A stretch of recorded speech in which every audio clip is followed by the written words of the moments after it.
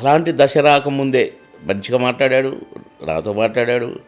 పెద్ద కూతురు, చిన్న కూతురు, కొడుకు, మనవాళ్ళు అందరితోటి సరదాగా ఉన్నాడు. భోంచేశాడు, పడుకున్నాడు. పోనీ ఆయనకెవరో ఆయనే తిన్నాడు, పడుకున్నాడు, వెళ్ళిపోయాడు. ఎంత హ్యాపీయెస్ట్. మళ్ళీ అది కూడా మధ్యరాత్రి తీసుకోలేదు, కడుపు నిండా పడుకొని ఇచ్చాడు 5 గంటల దాకా. 5 గంటల దాకా పడుకొని వెళ్ళిపోయాడు. కనుక 3 సంవత్సరాల నుంచి కాలు బాధతో ఇబ్బంది పడ్డా వెళ్ళిపోవడం మాత్రము హ్యాపీగా వెళ్ళిపోయాడులే మా అన్న అని అదొక సంతోషం మళ్ళీ. కనుక కొంత సంతోషం. మనిషి లైఫే దుఃఖము ఉంటుంది, సంతోషం ఉంటుంది.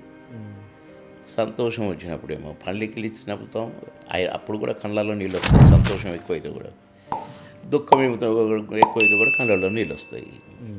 అలా కోటన్న ప్రయాణం సంతోషం అనిపించింది నాకు. ఎందుకంటే గోస పక్కలోనే మంచంలోనే అన్నీ 1కి 2లకు పోయి అలాంటి గోస ఎవరికి రాకూడదు. నేను అస్సలు కోరుకోను అది.